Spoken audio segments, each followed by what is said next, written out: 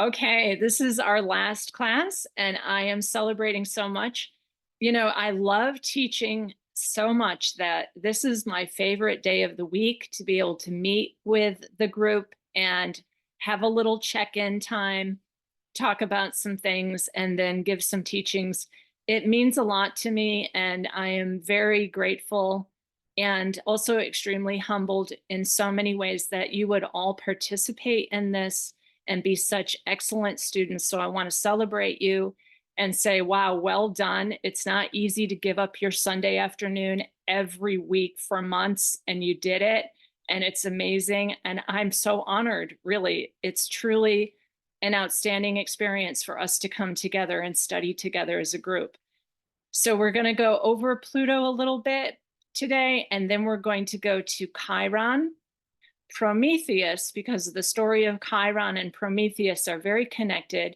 And then also we will do Eris, which happens to be conjunct Chiron right now, and a little bit on Chariclo, the Galactic Shaman Astrologers, which was a group that I studied with before this group, has a wonderful Chariclo video. So I want you to all go into that playlist. There's 38 videos that the Galactic Shaman Astrologers made when they were all studying and telling about it in their chart. So you'll be able to learn a little bit more about it like that.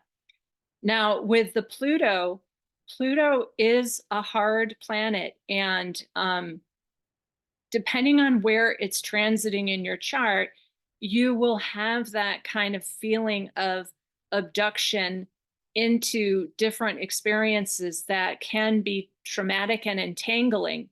But what's good about Pluto is it really cuts your personality, like that mask, that personality mask off, because the really great thing about Pluto is that it destroys every level of your habitual behavior. It doesn't allow any habitual behavior. And so in the last video, I told that when my younger daughter had Pluto go over her son, I didn't take her to any of the institutions out there. I let her stay home and just do artwork. It's very important for you to know where the Pluto transit is in your chart, because if you're sending your child off to like indoctrination program, they're being hurt terribly by being asked to stay at that level of personality and obedience and behavior. And Pluto destroys things. All right. It rips away that whole personality thing. It rips away your ego. It can rip away everything in your life depending on what it's hitting. So, you know, if it's Pluto and Juno, that has to do with the marriage bed. And if you were born with that, then you're always processing, like, what happened to my parents' marriage? What happened to my marriage? What is marriage in general? Is it some kind of like ruination program? And Neem Karoli Baba, who was a Baba that I really loved and adored, he said marriage was ruination. So so he would like tell people to get married because they were all kind of uselessly wandering about and taking LSD. And then he would laugh hysterically and say, ha ha ha ha, marriage is ruination. The other teacher that I studied with that spoke the same way was Barry Long. Barry Long said, when the ring goes on the finger, the love goes out the door. So Pluto is this planet of destruction of many of the lower habitual qualities and indoctrinating programs that we get into here. So don't be overly afraid of Pluto, but do recapitulate based on what has happened in your chart. And Black Moon Lilith, I've not spoken a lot about, but I can work with anyone privately on that. So after this video, it's really, people need to study privately with a master astrologer. Black Moon Lilith is like the original DNA template of the wild feral, right? So if you have Pluto and Black Moon Lilith, you may have been hybridized, like your deoxyribonucleic acid may have been hybridized way, way far back. And that would be like, we're going to talk about the rape from the draconian groups that happened. So that's kind of that. And you can consider that. You can often see that in your blood type, in your haplogroups, all the way back to your mitochondrial Y um, strain and your your mother's line mitochondrial DNA. So if you have Black Moon, Lilith, and Pluto, you might have gotten hybridized. We're going to talk about the wound of the hybridization today. And the way that we're going to do this is we're going to actually refer to, again, Carlos Castaneda. So Carlos Castaneda, in some of the books that I've been reviewing, he was aware of a lineage of the last of the indigenous people that practiced shamanism. And during that, he spoke about 3,000 years ago, people were different. People had like an egg-shaped luminosity in which they were shaped with this like energy field that looked like a cosmic egg, okay? And you were a full luminous being. And then something happened about 3,000 years ago that cut that cognition in half. And I'm going to call that Lucifer's rebellion. So during the Iron Age, and I've spoken about this before, there was an incarnation of a being called Lucifer. And that being apparently put some kind of a construct into us that made us duplicitous, right? The way that my daughter explained it when she was about 10 or 11 years old, and listen to your children, listen very carefully to them, because often the children will come in with their full cosmic egg cognition, and then it's through the indoctrination programs that they lose that. But for me, when my daughter was 11 years old, she said this to me. She said, "Mom, I cannot go to school anymore because the people say things different from what they feel. I can hear what they really think and feel, and then what comes out of their mouth is a manipulation." And she would say, "I can't go to school anymore because they're not being honest. They're not being direct. They're not being authentic. They are doing some kind of lying with their language." And I really found that very interesting. When she was 11 years old, she just could not go into the habitual behaviors that were expected in school and that people were not honest. And that very much describes the two different cognitions that are going on here and that Don Juan is trying to explain to Carlos Castaneda. That the true cognition is a divine mind that connects you to infinity. It is the mind that doesn't have like a personality attached. It's not worried about what it's looking like. It speaks freely because it's just authentically present. It's in the now moment. It knows how to converse. It's very telepathic. It feels and hears and knows and responds to the immediate moment of when someone else is in also that immediate moment. I would call it presence, like when someone is fully present or embodied, when they're in their divine mind and they're not wearing a mask and there's no personality about them and they just speak with the truth from their heart and they're not trying to like be cultured or like well mannered or well behaved or some kind of artificial personality construct. The lower cognition, which when Don Juan gets to Carlos Castaneda, the reason that he takes Carlos Castaneda is because he has what's called a double energy body. So he has the lower cognition that humanity has been, I'm going to say, infected with in the subconscious, and he has another energy body above that that connects him to infinity.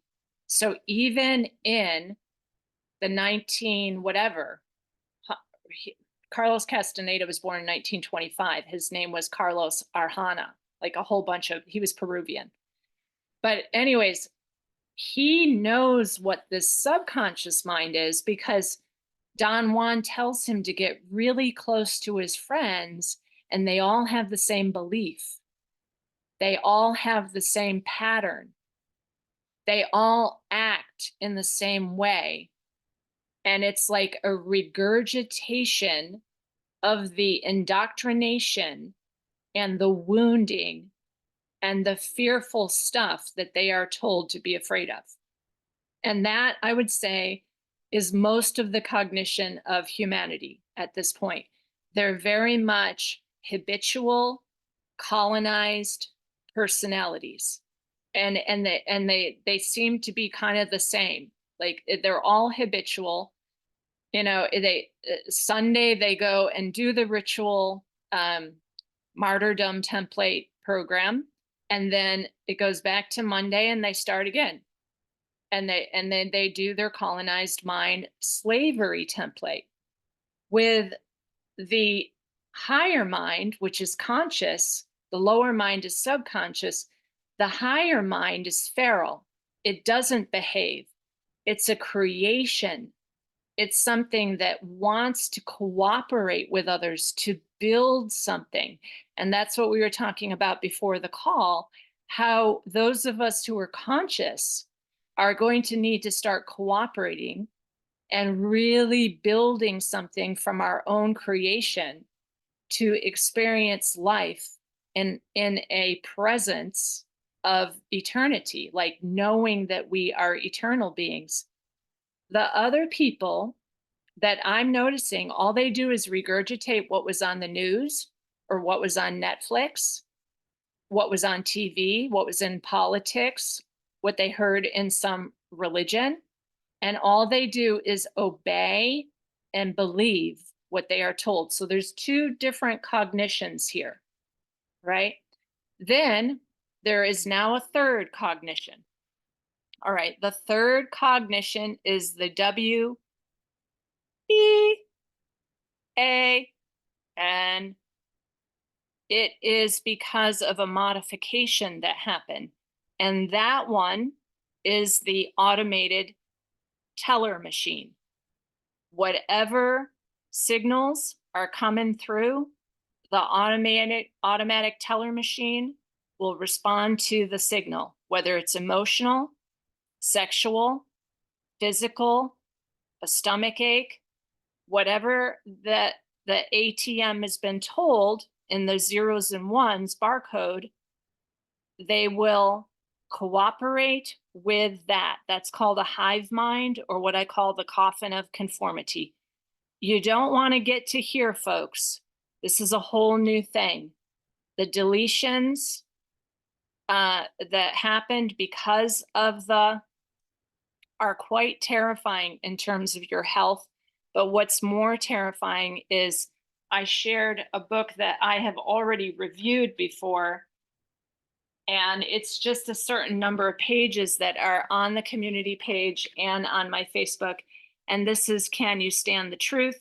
Was written in 2009 with a whole bunch of documents to show that this group is going to be moved to a parallel fifth dimensional prison. All right, and that is called the metaverse. So that is that group. This all of this is hybridization, or what I would call rape of the original wild feral Lilith, the wild feral original freedom to be multidimensional, to interact with our higher mind with direct knowing and experience life as what's called a Homo sapien. This group is now being called Homo techno. That's what Elon Musk calls them.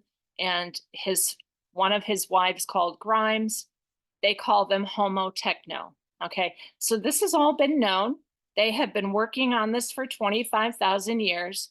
And the Greys, which I talked about before, the Greys did the abductions until they, practiced the precise way that they could get everybody barcoded. Okay. I showed the group before we started today my black light. This is something that I cannot shine at your eyes. This is a 365 black light, very powerful. Okay. If you shine this at someone who has had this and is at this level of the barcode, filaments are coming out of their skin. If you shine this on my skin, you will see little filaments like on the top of my skin, but not attached, not in my skin. And that is because of the sprays that they're doing nonstop. Okay. So you want to wash yourself or brush yourself regularly, but you don't want to use any solvents on your skin because that will take it into your bloodstream. All right. So these are the two different levels of cognition. Plus there is a third level now that Don Juan Carlos Castaneda is not aware of that totally connects to what's called 5G plus. 5G plus is going towards entropy. So the biofield from these people will be collected until it's more in the digital twin than their actual physicality, and then they are uploaded to the metaverse. This group, the lower mental group that lives in their subconscious, they are still providing huge amounts of loosh because they watch TV, they watch the Weather Channel, they watch politics. I mean, I don't even know what all these things are, but they watch the machine world, okay? And that puts them into the lower mental, it's below the solar plexus, and I know exactly where it is because when my Kundalini rose up in 1995, it broke, it breaks, it's a thing. It's like a membrane right about where your liver is in your solar plexus, which we're going to talk about the mythology of Prometheus with that particular location. Okay. But most people are just regurgitating all kinds of baloney that is irrelevant to life, truly irrelevant to life. And they're giving the loosh of their emotions, their chemistry, their biology, their biofield nonstop because they're always watching the secret militarized armaments and residential technology. Okay, so this whole thing is a lower level cognition and it provides loosh to, yes, it's energy harvesting. It is energy harvesting to the inorganic beings. The inorganic beings need the nonstop suffering of us, the organic beings. Now, if you know astrology, you have a bridge, the bridge between these, and that is where Chiron comes in. Chiron is the bridge. It's also the symbol of Chiron is the key, because if you know that the subconscious mind is always being played with infrasound and light technologies. I mean, this book, I mean, I don't really, a lot of this book is just baloney, Freemason, and like Rosicrucian, Blavatsky stuff with evidence of their Luciferian structures. But it does have a lot of like government documents showing exactly how they have been doing this loosh harvesting for a very long time. I also want you to see a picture of, there's some interesting pictures in here. So they also know about the higher mental plane and the lower mental plane. And they also know about how different language has been used to alter our fire codes. And they also show pictures of some of the creatures that have been created, real creatures. And what does that thing look like? It looks like the Golem out of the Lord of the Rings. There are tons of bizarre creatures in here with us. All right. So this book is very interesting. They also have pictures of Moses. And if you don't know what Moses was a reptilian and he's got horns coming out of the crown of his head. Well, there goes the book. It's on the floor now.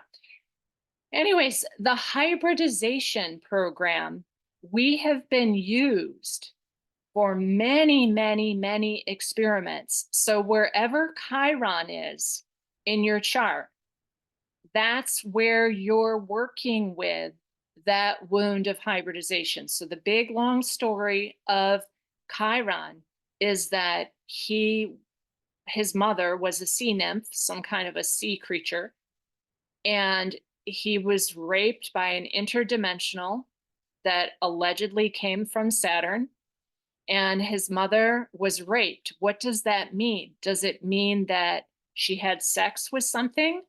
Or does it mean sound technology, light technology, and weird aerosol sprays were used? That's what it means. So often when you hear these stories of rape in the old mythologies, what we're actually talking about is the creation of a lot of hybrids and monster experiments upon the human race, just like the picture that I just showed you of the golem. Okay. So when I watched The Lord of the Rings, and I did that as research for our group, I was like, wow, listen to this. Tolkien's work, and he was apparently a very strict Catholic, but I gotta tell you, the Catholics and the Freemasons are the same. All right. One of them, the Catholics worship Satan, and the Freemasons worship Lucifer. And Lucifer and Satan kind of go like this in the astral realms, folks. I just want you to know. All right. So the Jehovah and Anunnaki religions those are satanic. So it's based on the endless, perpetual Holocaust that goes on in here. Lucifer is the other side. Those are the Rosicrucians, the Freemasons, the Rudolf Steiner people. They love their Lucifer. They also love their Christ, and they also love their Ahriman, because they have no idea of the galactic level of this. And so they're really just two sides going like this, walking along. Okay. So Tolkien was apparently a Catholic, but it's all the same stuff, folks. It's exactly the same stuff. And so he talked about the Lord of the Rings and the 9 rings, which are the 9 different planetary rings that were given some kind of special power, right? That's that whole thing. And then this golem thing, right? What is this golem thing? It's the weird hybrids. And you've got all these different races. The elven race in the Lord of the Rings are the ancient Atlanteans that live inside the earth. So you've got Asgard, you've got Midgard, and you've got the Hell Realm. Okay. So we've all been hybridized except for the inner earth. The inner earth beings, the ancient Atlanteans, look kind of elven. They're very tall. They're very beautiful. They live inside of the earth. So that's who we all used to be. We're these beautiful 12 different tribes, but beautiful ancient Atlantean beings. And prior to that, we were also Lemurian. So at some point, the surface population, and only the surface population, got hybridized. And now we have another layer of hybridization that is purely digital. And if you use this on the forehead of someone who is purely digital in the dark, you shine a dark light, they will have filaments coming out of their skin. I showed the whole group before this call that I have tiny little fibers, which, any day, like this morning, there was a huge fog. You use that black light and you'll see those fibers all over you. But they don't go into my body because I have not been changed. I am still 100% me. So Chiron in your chart is this wound of hybridization. And we've been perpetrated against, raped again and again and again. During the Iron Age, we were made into horrible predators. We were made into vicious monsters. And then we started to come up out of that because there is a fail-safe something in our deoxyribonucleic acid. There is a fail-safe in that that brings you back to your multidimensionality. There is absolutely a fail-safe in that. But if you keep doing these things, these distractions, these emotional reactions, these energy harvesting, and you're glued to it because you can't stop looking at it, you're going towards this. You're depleting your crystalline template that connects you back up to your divine mind. Or if you're adding energy, if you're going towards that divine mind, you have to spend a lot of time cultivating that and recognizing all the distractions. So Barry Long called it energy leaking when you're like watching porn or doing video games or politics, or even Barry Long was very against science. He thought science was the biggest sorcery going out there. So Barry Long was very against science. The main thing that Barry Long taught and Neem Karoli Baba was the now moment. Be where you are right now. Whereas if you're watching the Weather Channel, you're continually in a state of freak out about what's out there. And you know what? They need you to freak out because that's how they create the weather event, is your belief. They only can do it if you consent to it by watching it. And that's the same with all of these events, is they can do it because they have to tell you about it. And then your lower mental state of your personality starts regurgitating it and saying it again and then talking about it. I had a few people this week that started their session absolutely sobbing because of what they saw on a screen, which is not your now moment, right here, right now. And that's what the rewilding retreat is very about, like learning how to be in the now moment, in nature, and not needing all of these machines, not needing all of the technology. And in Carlos Castaneda's book, in his introduction, he writes the introduction again, and he says that he had to leave anthropology altogether because the anthropologists really didn't like the field work, the actual experience. They just wanted to be academic about it. So they're in a different cognition, whereas he wanted to be present, in the presence of a master shaman, which he called Don Juan at that time. All right. So there's two types of presence: the now experience of what you're actually experiencing right now, or the presence, the consumerism, the consumer items that you think you need, none of which you need. None of which you need. Any inorganic thing you do not actually need. You only need organic things with presence, okay?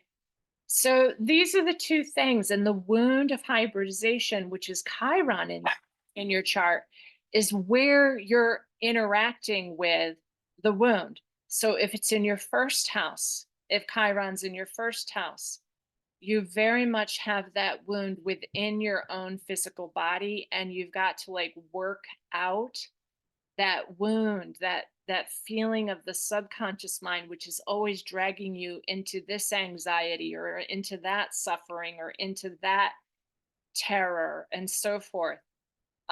If Chiron's in your second house, it's like the wound that you feel as an outcast in your values, your resources, your self-worth, and like you're trying to prove yourself through your resources that you somehow fit in, okay? Through your job, through your money, through your affluence, that somehow you fit in. That's Chiron in the second house.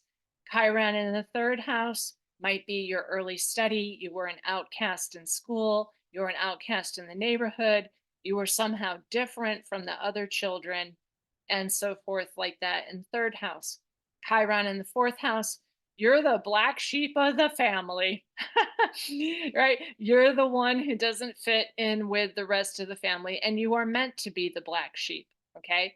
In the fifth house, you might have really strange, like outcast, does not fit in creativity or even sexuality.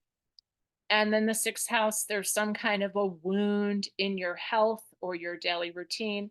Chiron in the seventh house is like the other person is extremely wounded. The other person, and you are trying to help or reflect or help mirror that other person because the first house is you. Then the eighth house is the wound of being abandoned through death, through debt, through having to continually let go of things. Chiron in the ninth house is like, oh no, I'm an oracle and I don't fit in. Oh my gosh, I have such intense dreams and I don't know who to talk to. These dreams are really metaphysical, strange, shamanic dreams, whatever. That could be Chiron in the ninth house, or you feel like an outcast from the so-called, God thing of who knows what it is that people think God is anymore, because we are God, and anything, these other things that are requiring your attention are probably not. They really require your suffering. And then Chiron in the 10th house would be like a strange career that you're trying to fit in, but you don't fit in the workplace. You have no idea what to do with your job or your vocation. And the 11th house is like an outcast in the big global community. And the 12th house, Chiron, would be like you have demonic whispers and you don't know where these things are coming from. Why don't I fit in? I don't know what the problem is. Something's always messing with my mind and I can't figure out where is this scary stuff coming from. So that's kind of a very general overview. And then Chiron can be conjunct things. Chiron can be conjunct Venus. It can be conjunct Mars. That would be painful. Honestly, that would be very painful. Chiron can be conjunct Saturn, and you're absolutely lonely, terribly lonely, cold, alone, restricted. Ugh. So that's all the different, places that Chiron can be. But here's the story of Chiron. After his mother gave birth to him, his mother abandoned him because he was so strange and different that she could not raise him. So Chiron went off to the mountain and he lived by himself on Mount Pelion. So he was a centaur. He was part interdimensional being, whatever that was, raped by an interdimensional being. He was part sea creature and he was part horse. So he was a really mixed up character of many different things. So what Chiron had to do was he went and lived in a cave all by himself on Mount Pelion. And then after many years of inward searching, of really self-examination, of really looking within, he started to learn from nature, from the plants, from the animals. He would study the stars. He became a master astrologer. So Chiron is known as a master astrologer. And he also did target practice with his bow and arrow. So he was a wonderful archer, like the centaur who was also an archer. So the other part of Chiron is, yes, it's the wound. It's the feeling of being abandoned or outcast or hybridized or different in some way. And then it separates you from the rest of so-called society so that you can develop your own gifts and learn in solitude through nature and study of the stars and be able to hit the mark. Like, what is the arrow, right? He's able to hit the mark, the truth, the centaur who shoots for the truth and can hit the mark. So Chiron, wherever it is in your chart, is where you feel wounded. But when you work through that, you start to find all the gifts of that outcast place, of that being abandoned. Now, Claude said I could use his chart. So Claude has Chiron conjunct his north node, which is a very interesting place to have it also. And on September 17th, Claude looked, he only like once or twice a month looks at his email, but he looked at his email and he was pretty upset with what's going on with the family stuff now that he's an orphan. And there was some weird family stuff. And he was so angry. And he said, quote, "I've wasted my entire life trying to fit in with this family." And he slammed the laptop shut. That is a very important story. So if you have Chiron really prominent, like on your north node, like Claude does, and it's in the 8th house where he has to let go. Yeah, there's nothing he can hold on to about this. Bravo, Claude. Yes, bravo, bravo. I don't know if he can hear me. The door is open. But anyways, yes, he was like, I've wasted my whole life trying to fit in this family. And he just shut the laptop because the laptop literally was the machine world. It was the lower mind. It was the subconscious mind. In the moment, his life's perfect. Right here and right now in this cabin, walking around in this yard, life is perfect. Life is beautiful in this now moment. So the whole thing about Chiron is like being in the cave, being separated, even being outcast from society is not so bad. Being separated from society is not so bad. Not fitting in with your family, not so bad. Pretty good. Actually, there's a gift there if you're present. If you're present in this now moment. There's no struggle, there's no suffering, because it doesn't matter. It's over there. So stop trying to fit in with that family. Stop it. And then you're not feeding the loosh machine of the suffering. So that's very Chiron. And Chiron's orbit is 50 years. So when you're 50, and there's also, like when you're 25, you also have a Chiron opposition. And then when you're 50, it comes back to your natal Chiron. So when you're like 48 and 50, you'll go through those same wounds again. You'll go through like wherever and however you were supposed to be outcast from your family or outcast from society or outcast from the financial world or whatever all the baloney is of the 9 rings of the lords of power, right? Chiron is the planet that goes through them all in a long elliptical orbit. So when I tried to make a live video this week of Manly P. Hall's book, The Rosicrucians, the Masonic and the Kabbalistic religions, they're religions, whether people think they are or not, they are religions, they are belief programs. So yes, and we will also look at Chiron retrograde. So when I was showing, they showed this picture again and again with a key above the lion's head. And the key was at the top of the spiral, right? The antenna, the crystal antenna that connects you to the sun. The key was on top, just below a crown on the lion's head. And all of those people know that that key is the key to the higher realms of your true freedom, of your feral self, of your multidimensionality, is you have to get through this wound where you feel like you don't fit in with your family. You feel like you're not part of the tribe. You feel like you're never going to be accepted. This week I had a call with someone who took and it was the first time, and I agreed to take her. But when she said she had to, because of her job, I was like, I quit my job. I ended my career.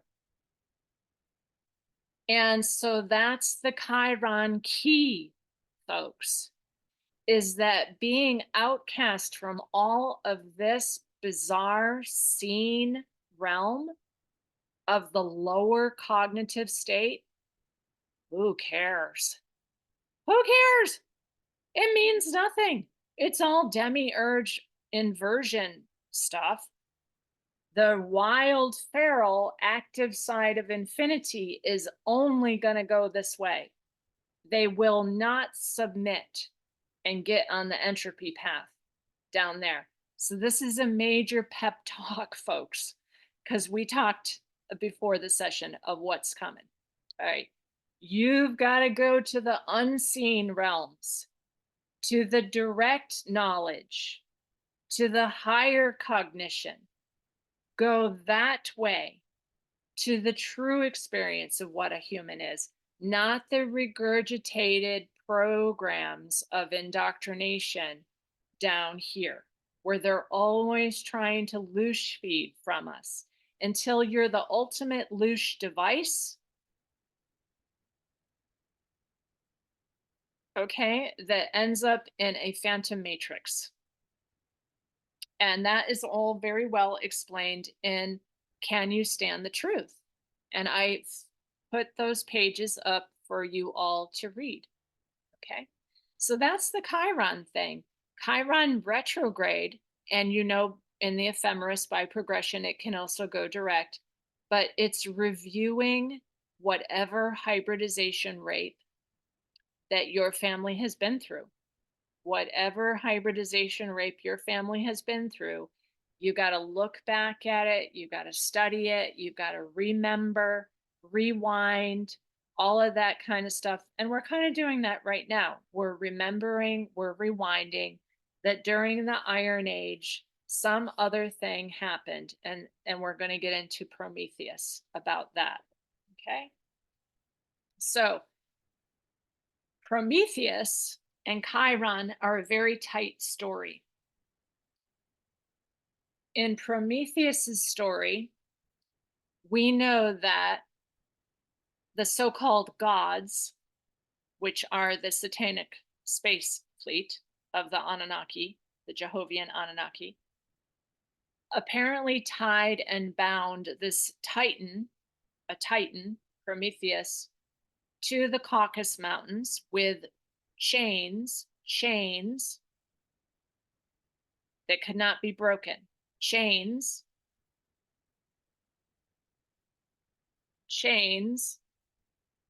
like the DNA strand, chains that could not be broken.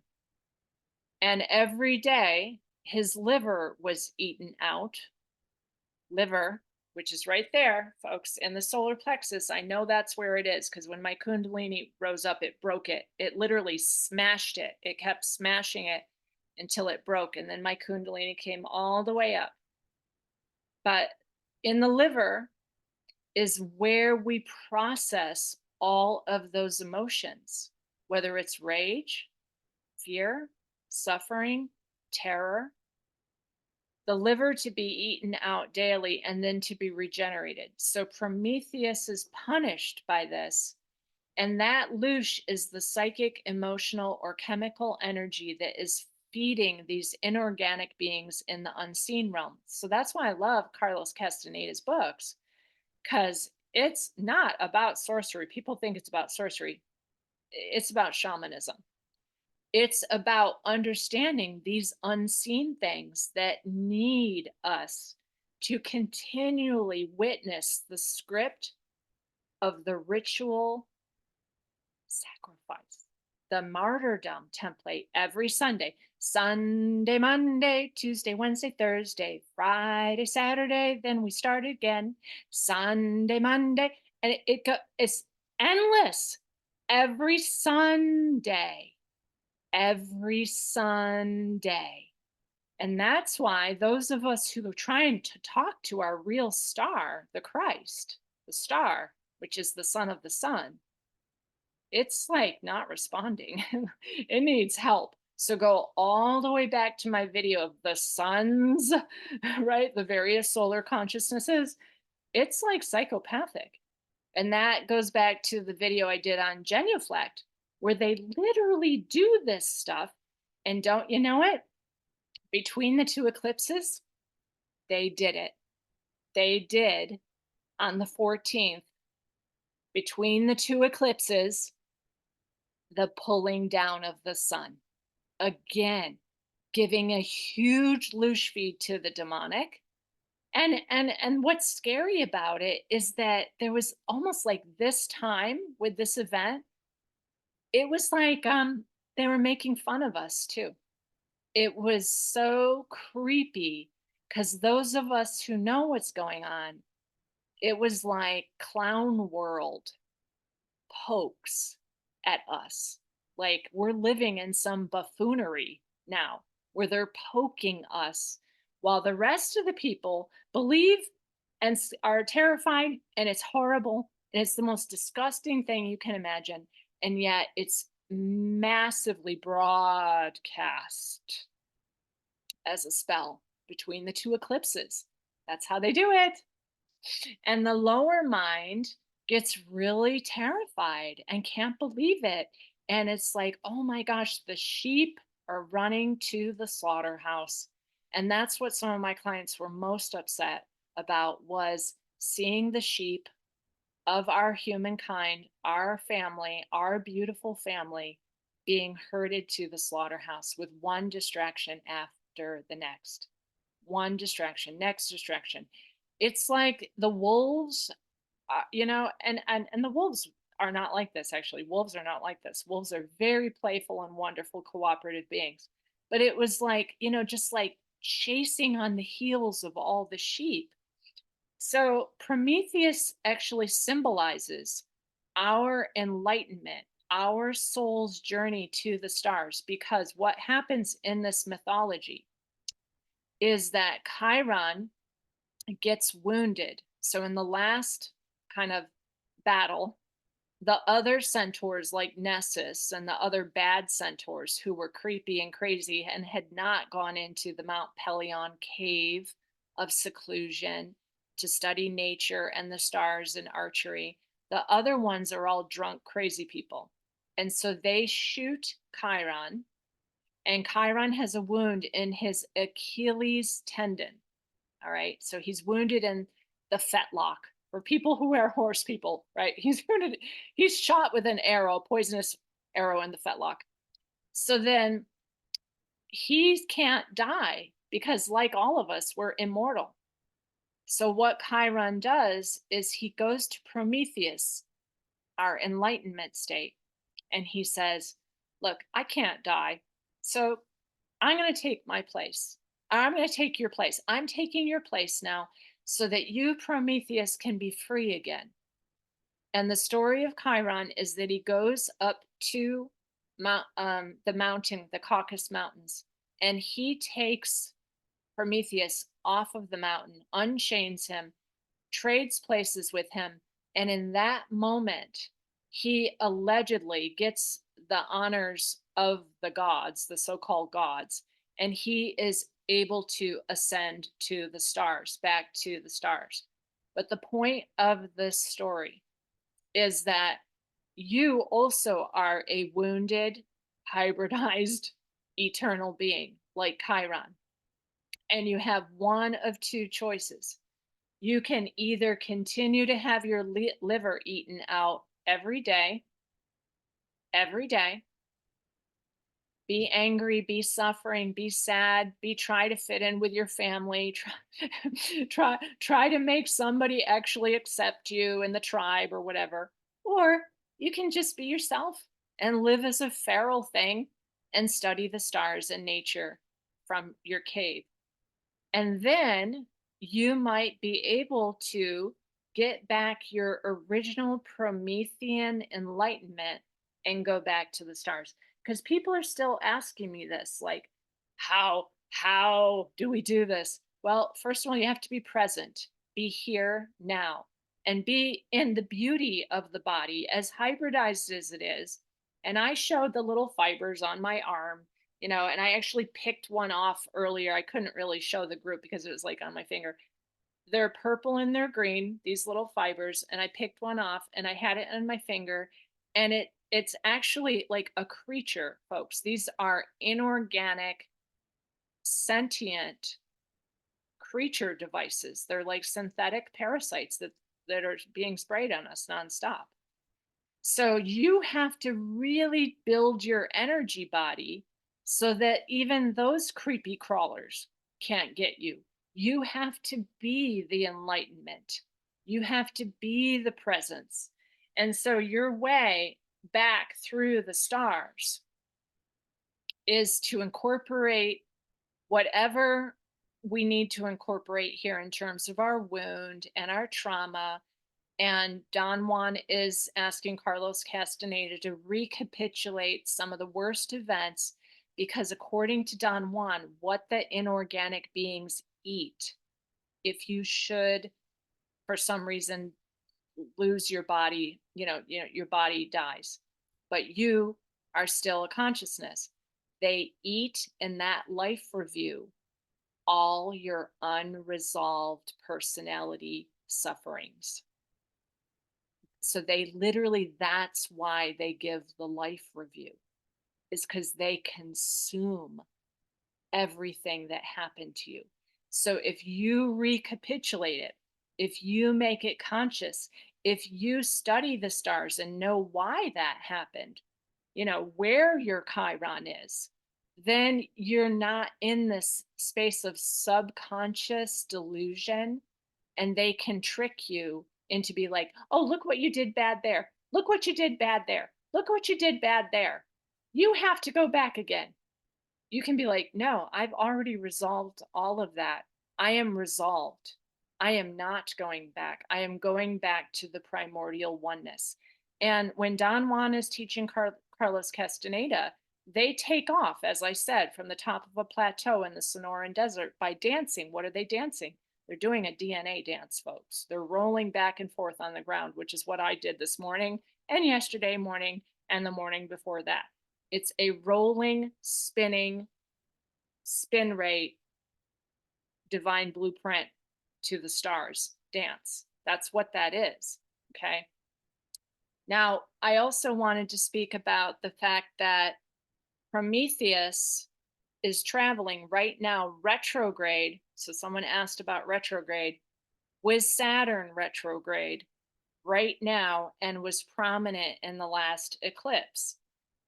So for all of us, it's the Promethean dilemma. I called it the Promethean dilemma. Which way are you going to go? Are you going to keep watching the screaming terror? And I know there's screaming terror, but do you need to stick your nose in that pile of shit every day, all day long? Truly, folks. And then pay me $150 to talk about it? Or do you just want to stop doing that? Stop putting your nose in the pile of shit on the Weather Channel or on whatever device that you're watching, and start to get out there into the wild feral again. Because when it's prominent, conjunct Saturn, Prometheus conjunct Saturn, they're probably going to keep doing this. And it was conjunct Saturn and Neptune and the previous eclipse too. So that means they are going to keep doing this bizarre stuff and then publicizing it because they need a huge amount of loose feed to create the next hologram of their parallel reality. Now, they said they had accomplished it in 2021, but they're building their energy through your body, your biofield, what you respond to, what you know is true. Or you can go and live in the cave and study the stars and study nature and study archery. That's what I'm planning to do. So during this eclipse, Eris was conjunct Chiron. Chiron's at 26, Eris is at 25. They've been traveling together for quite some time. And the story of Eris, and certainly I know that there's a video out there that I've done already of Eris with the Galactic Shaman Astrologers, but Eris with Chiron together right now is that Eris is the discord and strife of the hybridization that's happening. And before this call, I was speaking with my daughter, and she was literally afraid. And her roommate, her apartment mate, was late to work because someone in the neighborhood was screaming like violent obscenities. So, and my daughter was like, "Don't go outside. Don't go outside. Oh my gosh, don't go outside right now. Mom, what should we do? We can't tell who's screaming, but they sound really angry and really violent." So that's kind of like also like we're surrounded with some high strange now, folks. The turning of the deletions that have happened because of this. It took out compassion. That was the main thing that it took out. It took out, and I put up a link to it. The heart, the aortic valve is affected by the deletion, of course, and several other things. But that deletion that they did with this new hybrid race makes for extreme violence. So we're going to have to really separate. That's part of the bifurcation. And Eris is acknowledging what must be acknowledged, even if it causes discord and strife. And that's conjunct Chiron. So I'm acknowledging this right now. And, people are going to call me a communist or whatever name that, they come up with next, a conspiracy theorist, or who knows, an anti this, an anti that, a disinformation agent, a shill. I mean, whatever word that they come up with. In the 40s, it was the communists, like everyone was afraid of the communists. So they're probably going to do that. Eris will acknowledge the truth and the fact. Because I'm in my higher mind and I have a double energetic structure, I know I have a lower mind too. I'm not saying I have a personality too, but I also am very connected to my higher mind and infinity, and nothing's going to take me off that path. So that for me is that Eris part. Like, it might be discord and strife coming up, folks, if you're not hybridized. We talked about that before we started the recording today. So in London, they just said you can't get a job unless you're a hybrid. All right. They're rolling out all kinds of baloney now. And AI is running the government. So it's going to be pretty interesting. Eris is discord and strife, though, but she throws in a golden apple where everyone else is just gossiping and saying the same habitual thing. She throws in the golden apple and she makes people acknowledge really what needs to be acknowledged. But then she never gets invited to the party again. So if you read the story of, yes, Eris and Chiron that are exactly transiting someone in the group's natal sun. Yeah, I was going to talk to you about that this week, but I knew we were going to do this thing. So, yes, if you have anything at 25 or 26 degrees Aries, you have Chiron and Eris on it right now. And that is where Claude's Saturn is. So this all goes back to his father and him not fitting in with the family. So that's where Chiron is transiting. If it's transiting your sun, you might also feel like you don't fit in with this family. For Claude, it's particularly from his father wound. All right. So he's got to acknowledge that. And it came out of his mouth this week. And I was like, write that down, honey. That's one of your recapitulations right there. You've been trying to fit in with this family your entire life, and it's never going to work. So stop doing it. And then he stops wasting his energy. He stops suffering. He stops beating the crap out of himself all the time. That's the thing you've got to understand about Chiron. So during the eclipse and still right now, it's conjunct Eris. And then Chariclo, I wanted to speak about Chariclo. Chariclo is part of this story too, because she helps Chiron overcome his wound, even see some of the gifts from his hybridization. And so Chariclo is the ability to shapeshift to best serve love. So I want to say, keep paddling, everybody, even if you've eaten the titanium dioxide. All right. Even if you've got microfibers all over your skin, keep paddling. Don't give up. There is a certain fail safe mechanism in this whole design here that even after the Luciferian rebellion, and Lucifer had an incarnation about 3,000 years ago, then, we still can rise up from that. According to that book, Can You Stand the Truth? It was during the Kissinger administration where they felt like humanity was rising up above that hybridization wound. And that's when they started the 5D New Age movement. So they started that all the way back in Kissinger's time. And I was like, wow. And they have all the documents of how they did. So they have religion and they have Freemasonry, right? You got public school and you got the Waldorf school. They're always going to do both sides, do that and that, that and that. Both of them are indoctrination programs. But then they had to do a whole level of another indoctrination program for those of us who were starting to come into our higher mind. And they called that the New Age. And they said, oh, we're going to be 5D. Well, that book that was written in 2009, they already knew that 5D was going to be the artificial heaven, the prison, the metaverse, the hell realm. And so they also made tons of those. It's been a series of this. It's been many, many additives to our food and so forth that have changed us and hybridized us and what I would call raped us. Those are the chiropractic wounds. So in your chart, wherever that is how it's affecting you now. And yes, Sandy, the signal is weirding out just like it did on my live stream this week. And one person just left the call because the internet is potentially not working. More and more of that is going to go on. So this might be my last video ever. I want you to know, I'll do what I can to see what we can do. All right. And then, like I tried to do a live stream this week, 20 minutes of it disappeared. Only a minute and 40 seconds came out.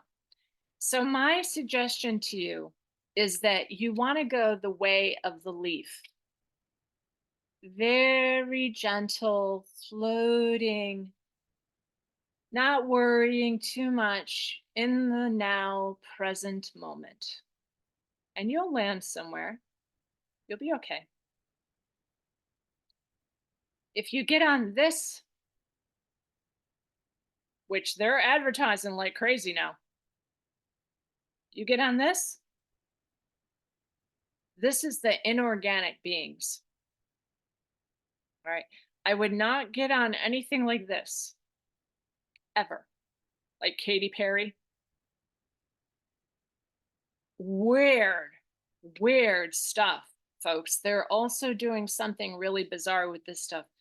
Please stay with the way of the leaf.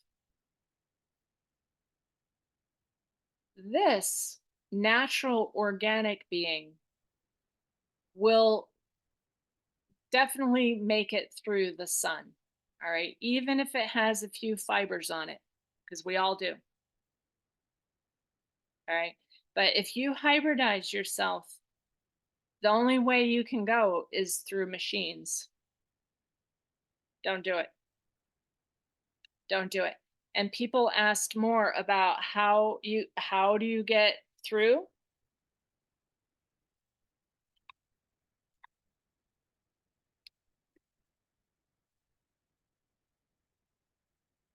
So your DNA is an antenna to the stars. This is literally the movement of the planets. So no matter how you look at it, your astrology is your magnetized light body. These little planets are nodes on the double helix. Okay? This is your magnetized light body, your astrology. How you go through is you activate it all.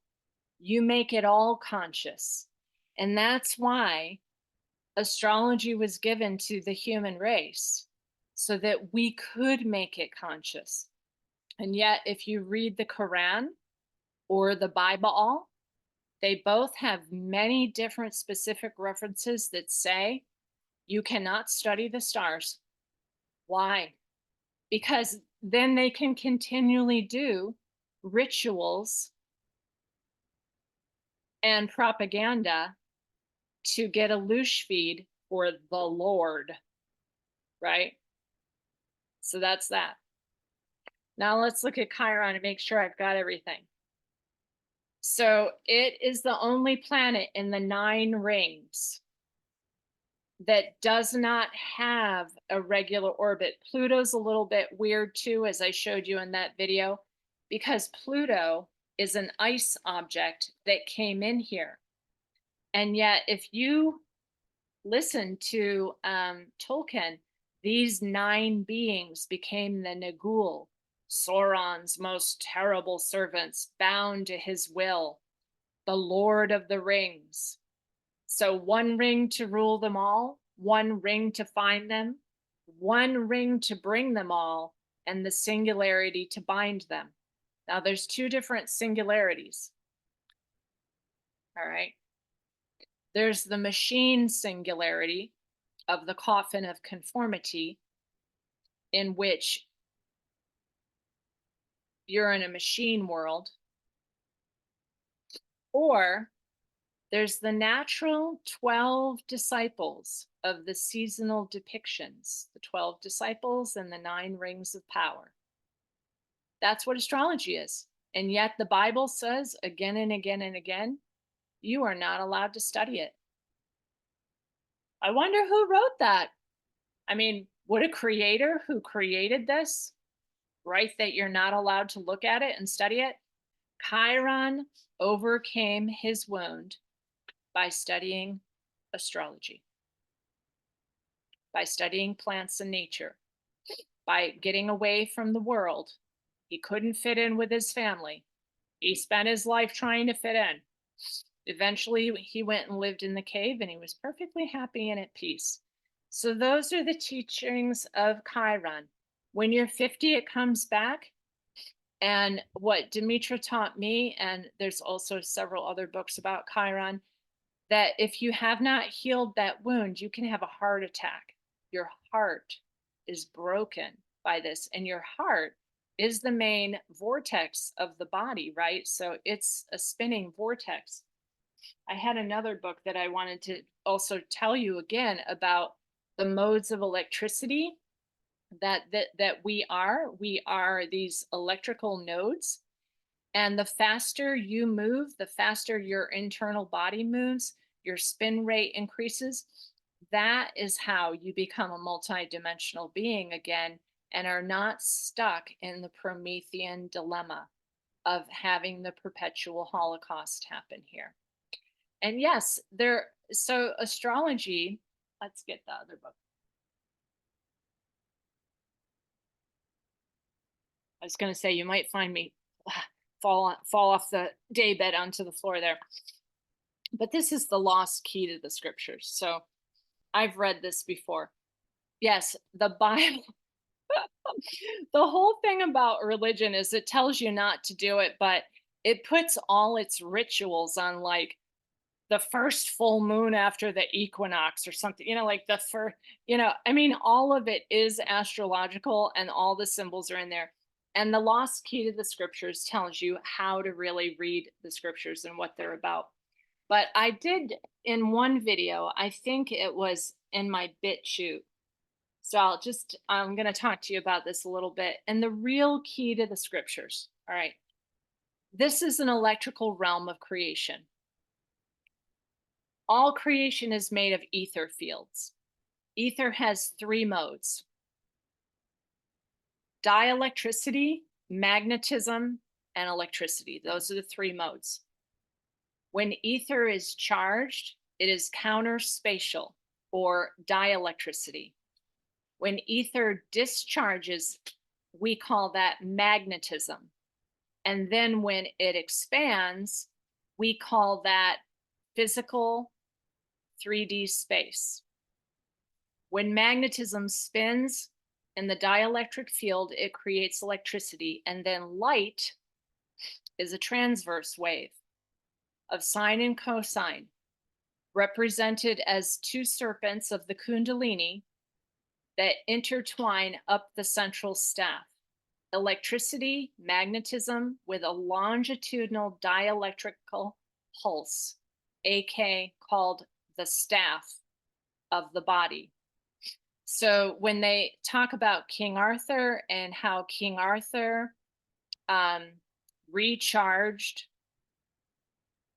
Excalibur, if you read Voyagers Volume 2, she talks about how King Arthur, not just the Christ, but King Arthur and the House of Camelot, recharged that original staff, that Excalibur staff. So that's some of how we also overcome the hybridization. It wasn't just the 12-strand avatar, the Christ, who was never martyred, by the way, and had 6 different families and definitely has a Merovingian bloodline here. But also King Arthur put the staff of the original human, which was called Excalibur, and apparently threw it somewhere off of the waters of the coast of Ireland. So this electrical pulse, which is what we are, travels up through an electromagnetic field and then waves, causing illumination, which is what we call light. So when I was reading the Carlos Castaneda, he had the same experience as me. We're in a void. This is actually void. And out of us are these white strands of light, these real white strands of light. We are literally luminosity. That's what we are. And then we create the 3D that you see, the material substances that you see is an interaction of my white strand of light, your white strand of light, my dog's white strand of light, the tree's white strand of light. Oh, that cut out? Boy, you guys, if I'm cutting out in this video, this is going to be my last video because this is now they're definitely cutting me out. Okay. So that is how this oscillation happens is we are electrical. We are electrical. So if you realize that we're creating all this and it's an antenna to our sun, some people are hearing me. So some people are not hearing me. So it's by country also. And Mary Ellen, you have also seen those strands of light. Yeah. So we are literally making this up. So when we go through the sun, those of us who are still humans, who are still creator beings, we will create a whole new reality.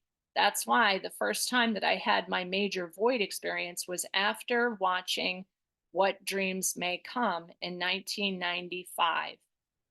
1995, I saw Robin Williams. He went through and he, with his own imagination, he created all these new paradise realities because you are a creator being. You are a creator being unless you are being programmed by the lower cognition all the time. Or if you are now barcoded, you got a lot of work to do to get from this coffin of conformity, Google, back up to your divine connection. You got a ways to paddle, folks, but keep going. Keep going. All right. Don't give up. All right. People are able to hear me now. So what I'm going to do now is open this up to questions. Chiron is just like any of the outer planets. Again, it's not a personal planet, but it can become personal if it's like on your ascendant or conjunct your sun or transiting your sun. It can start to be personal, but otherwise it doesn't rule any of the seasonal depictions, doesn't rule any of the signs, but its geometry is important. And the major movements over your chart, you might feel wounded and outcast, but if you can read the astrology, you can be like, oh, that's just temporary. It's temporary. And one of the other things that Neem Curly Baba used to say, other than be here now, which he was always like, be here now, stop talking about something that happened 40 years ago. And Barry Long also taught that enlightenment is now. But Neem Curly Baba, his thing was like that people were in a hurry and they were also worried and they were also eating curry. Like you're hurrying, you're worrying, and then you're eating curry. And then your mind is disturbed and you're hurrying and worrying and eating curry. And so there was a lot of jokes. But Neem Curly Baba just mostly like sat in the unseen realms. He was just quiet and inside his own internal cave. So that's when I know that I'm in the presence of a master.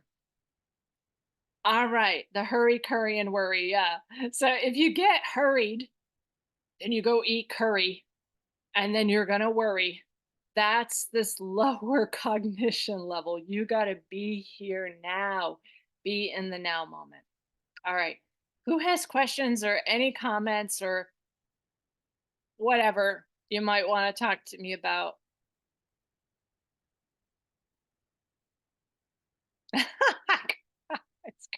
I don't I don't know if curry's really bad, but it is very stimulating. It can stimulate you. Yeah. You do have to be careful what you eat, folks. There's weird stuff. I love curry too, but Chiron in the 12th house, yeah, the wound is very hidden with Chiron in the 12th house. So you have to kind of bring it out and figure out what is it in your psychic realm or in the hidden like demons that control your mind or your thoughts, you're worried, and the retrograde, yeah, is you're just going to review it. Anything that's retrograde, whether it's Pluto, Mercury, it doesn't matter. So whether it's an outer planet or an inner planet, or Chiron is the bridge planet, like it bridges the whole of the 9 rings of power. If it's retrograde, it's rewind, it's review, it's like look back, recapitulate, try and figure out what's the wound of your whole family that you brought through in your mother's womb. Maybe you're outcast also in a good way. Maybe your DNA template is different than other people's like outcast doesn't mean bad, folks. Sometimes being a Chiron hybrid at this point, as long as you're not down here in the barcode reality, with the positive ionization in plastic blood, you're still doing pretty good. And if you are down there, you need some help fast, folks. You need to get on this immediately. But if you're in this lower mental state of the subconscious and you're always wounded or you're always worried or you're always hurried or you're always eating curry, this is totally a joke, but then you have to review and rewind the retrograde 12th house Chiron. That's very like look into the whole wound of the entire collective unconscious. Okay, yeah. So people are making comments. Anybody want to talk or speak about something, or should I end the recording, or what do you want to do now? Chariclo is the ability to shapeshift to help somebody heal their wound too. So Chariclo you should pay attention to in your chart. Mine is conjunct my north node. So I'm always like, I'm very chameleon like. I can shapeshift to whatever anyone needs from me. And I will listen to wherever they are and then help serve. I mean, Chariclo is a beautiful planet with beautiful rainbow rings. So, like Jupiter, she's very benefic. Chariclo and Chiron are often in the same house because Chariclo is a 63-year orbit, Chiron's a 50-year orbit, and they travel in what's called the Centaur group, the long elliptical Centaur group. Nessus is also in with that group, but Nessus is the other kind of Centaur, the rapist, the murder, the blood poisoning. Nessus is abuse, whereas Chiron is just the wound of hybridization. We've all been hybridized. All of us are some level of hybridization. The new level of hybridization, though, is the one that really concerns me. That's the metaverse one. That's the phantom matrix, entropy, space dust return. Ouch. Yeah. And if you want to use the numbers, all right, Chiron, pretty much astro.com uses Chiron, but Chariclo is 10199. 10199. You have to put that one in for additional objects 10199. And then Eris is just a planet beyond Pluto that has a 330-year orbit. So Eris is a way outer planet, whereas the Centaur groups is inside the 9 rings of power, inside an elliptic, whereas Eris is way out beyond Pluto. So she has a 330-year orbit. Virtually everyone on the planet, unless you're like a vampire or an immortal, you have Eris and Aries because it's a 330-year orbit. So that's very interesting. Any other questions right now? So I just want to celebrate you all. I mean, as I said when we began, I am so amazed that you gave up these Sunday afternoons to study like this. It's truly amazing. And Claude is here too. And they gave you a lot of kudos and gratefulness for your bravery of when you recognized that you wasted your whole life trying to fit in with the family. They're a lot. Yeah, we will miss next Sunday, but the good news is for those of you who can make the retreat, if you haven't made your reservation, you still have time, do it. I no longer have a hold on the rooms, so you just have to go. You have to get a room if you want a room, and I have reserved an extra one for any last minute people. But otherwise, I will see some of you. We will actually be together. That is so exciting.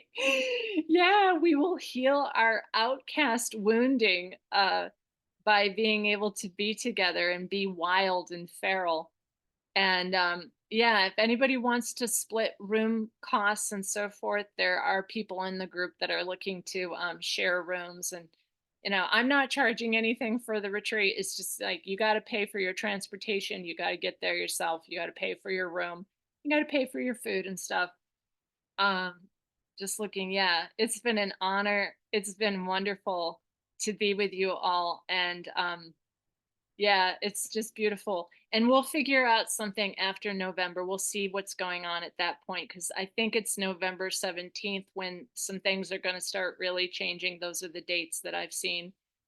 So I'll be swimming in the springs pretty soon, my darlings. And I'll say bye-bye for now.